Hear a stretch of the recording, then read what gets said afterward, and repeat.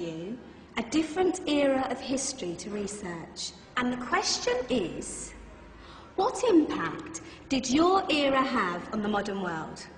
So Sarah, your group has the ancient Greeks. Ravi, you've got the Romans. And Danny's group gets, yes, a bit of a challenge for you. You get the Middle Ages. Some even call it the Dark Ages. Boring. See how you get on.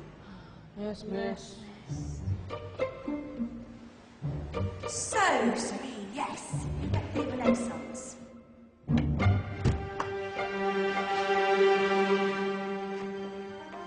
Is that the librarian? I guess so. How are the Dark Ages going to have anything to do with us? Excuse me. Sorry to bother you.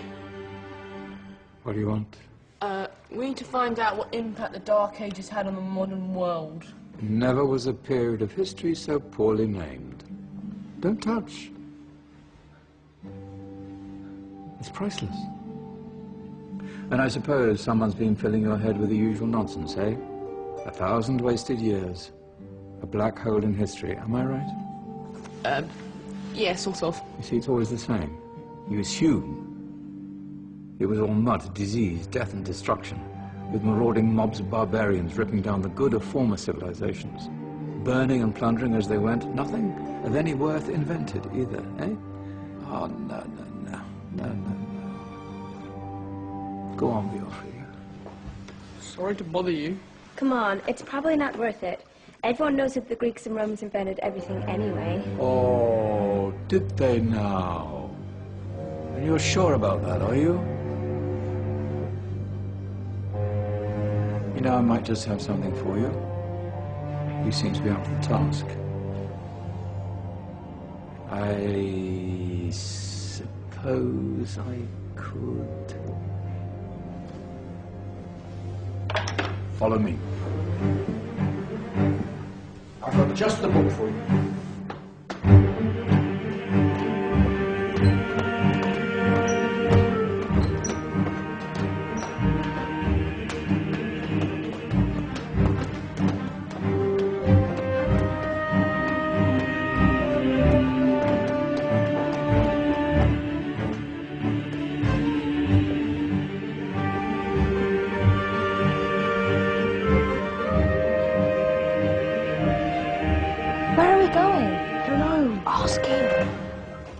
Excuse me, where are we going? From darkness into light, my young friend. From ocean onto land, there are things you should know.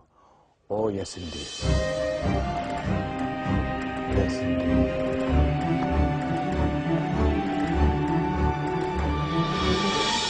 Now, I know I left it around here somewhere.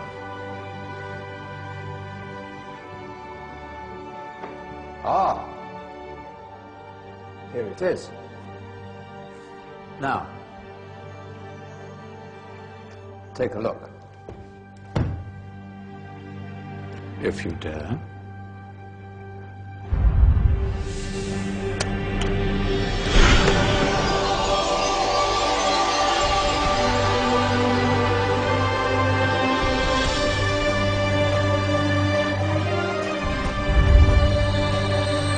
What's going on? Welcome to the Dark Ages, or as it should be known, the Golden Ages. Who are you? I am Al-Jazari, engineer and ingenious inventor. I thought you said this was the Dark Ages. It doesn't look very... dark. That's because it's all a matter of perspective, my soon-to-be illuminated friend. Of course, there are parts of the world that weren't dark at all, but in a civilization that stretched from Spain to China, the golden rays of discovery and invention shone over everything. What civilization? The Muslim civilization, my young friend. Through scholars and scientists of various faiths, some of the most important discoveries known to man were made at this time. Discoveries that drew on knowledge of the ancients, but have more connections with your modern world than you could possibly ever imagine. Like what? Well, all sorts of things. I've got to get a picture of this. I knew it was a good idea. Who are you? Allow me to introduce Ibn al-Haytham, a great scientist whose ideas led to the invention of the camera. You invented the camera? I laid the foundations for modern cameras by explaining how our eyes work. I found a way of projecting an image onto another surface through a small hole in a dark room, later called camera obscura. Think of all the things that evolved from this discovery. Cameras, cinema, all share the same principle. Cool. Look out below! Who's that? That's my good friend, Abbas ibn Farnas, who gazed up to the heavens, passionate in his belief that man could fly. Whoa. Indeed, he dared to dream about flying 1,000 years before the Wright brothers. Do you know you all take your jet-setting holidays for granted, so it only seems fair to remember Abbas ibn Farnas. Stand by. I'm ready for takeoff.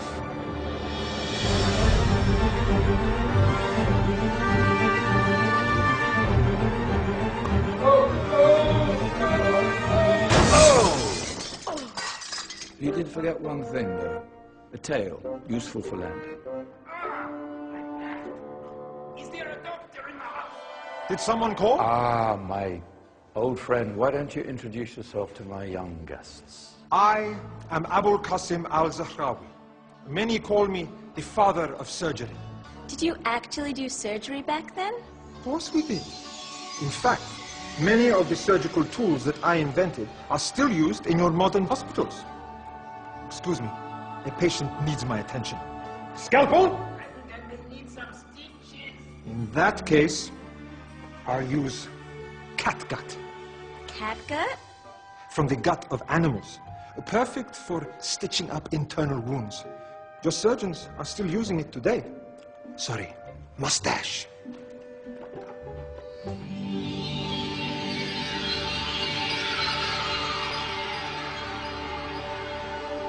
Who's she? That's Maryam al-Astrolabi. One of the many brilliant women of her time. She made sophisticated astrolabes. Astro what? Astrolabes. They show the sky and the stars on a small flat plate you can hold in your hand. Think of them as ancient calculating or timekeeping devices. Today you have your watch, your compass, satellite navigation, helping people and explorers travel the world. Science at its brilliant best. And all these things were developed during the Golden Ages. And that's just the tip of the iceberg. There were thousands of other inventions covering all areas of life, and in the years that followed, their influence spread across the whole of medieval Europe. So you see, it wasn't so dark after all. What about you? Me? What did you invent? Well, I don't want to be big-headed, but I made some groundbreaking advances in engineering. I suppose my most significant discovery converted rotary motion into linear motion using a crank and connecting rod. It's essential in pumps and engines. In fact, I've no idea how the Industrial Revolution could have happened hundreds of years later without such a device. Not that I ever get the credit I deserve. But my crowning glory was my amazing time-telling machine.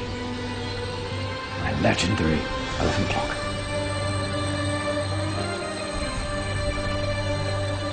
It's a clock. Yes. Dozens of components collected from different cultures around the world. Indian, Greek, Arabian, Egyptian, Chinese. Wow. A United Nations clock. That is pretty cool. Does it actually tell the time? Well, yes, of course. If it wasn't for me, thousands of people would be late for everything. Speaking of time, we'd better get you back. And remember, Spread the word. This is a golden age, and I've only shown you a tiny part of this wondrous time. There are countless other scientists and inventions directly connected to your modern world. You're just going to have to find out for yourselves. No, wait.